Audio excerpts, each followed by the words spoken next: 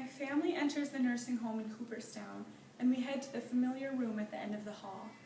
My brothers and sisters take turns welcoming the lady inside, but she doesn't know who you are. She is my grandmother and has been affected by Alzheimer's for the past 7 years. It has been difficult watching her slip away. She doesn't know who any of us are and frequently goes into hysterical fits. Life is meaningless to her. Eventually, my grandmother's illness will take her, and we wish there were other options out there. Euthanasia is one such option. One of the largest reasons people oppose to euthanasia is due to religion. Christians in particular believe that it is God's choice to decide when and where we will go.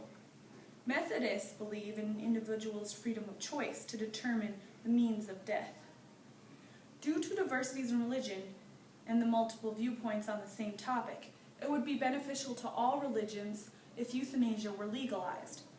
It is common among churches to feud over religious matters, but if euthanasia were legalized for everybody, it will allow all religions to make the choice that represented their faith. After all, that is why America was founded, so that all people could freely practice their own religion. Other people are opposed to euthanasia because they are afraid that society won't know where to draw the line. They are afraid that mercy killing could broaden to many other circumstances and grow to include someone that is crippled or just old.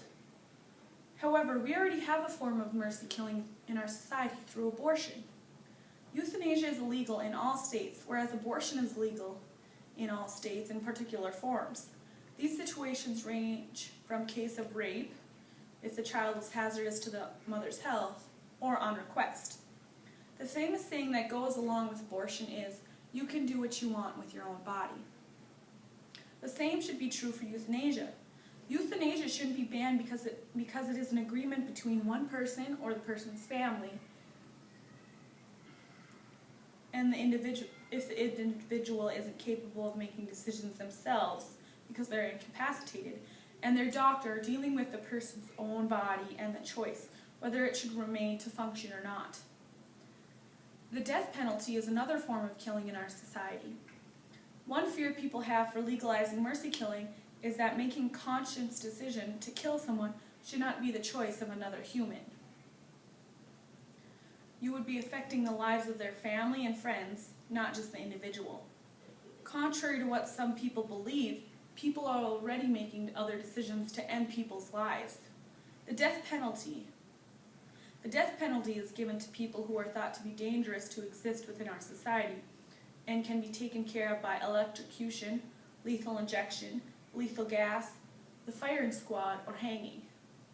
The death penalty is made legal on the moral viewpoint that you deserve what's coming to you.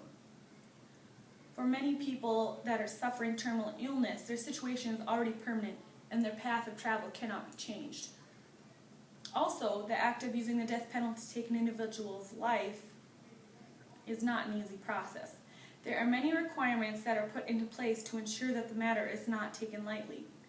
Assisted suicide of a patient in a coma, extreme paralysis, or with terminal illness would not be treated lightly, especially since the use of another requires rules and regulations that need to be followed to perform the death penalty. There are already a set of guidelines to follow for euthanasia.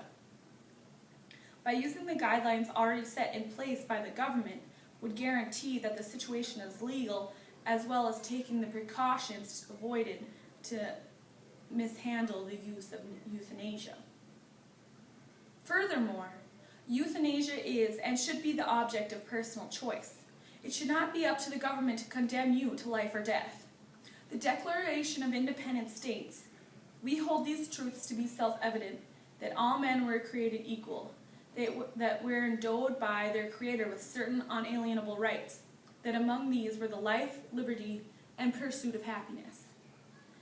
It should not be up to the government or anybody else to say that you are not allowed to commit euthanasia because of the certain rights you were endowed with by God when you were born. Among these is the liberty to do with your body as you wish. Death is inevitable. Euthanasia is defined as the possible killing of a patient suffering from an incurable and painful disease or in an irreversible coma. Death is now not only imminent, but can also be very painful. The The choice to use mercy killing can end a very painful disease and put someone at ease. It would also give the people some of their dignity back. It might not allow the person to die the way they want, but it will allow them to pick an easier path to die instead of wasting away those last few months. It also provides some relief to the family. Both decisions are hard.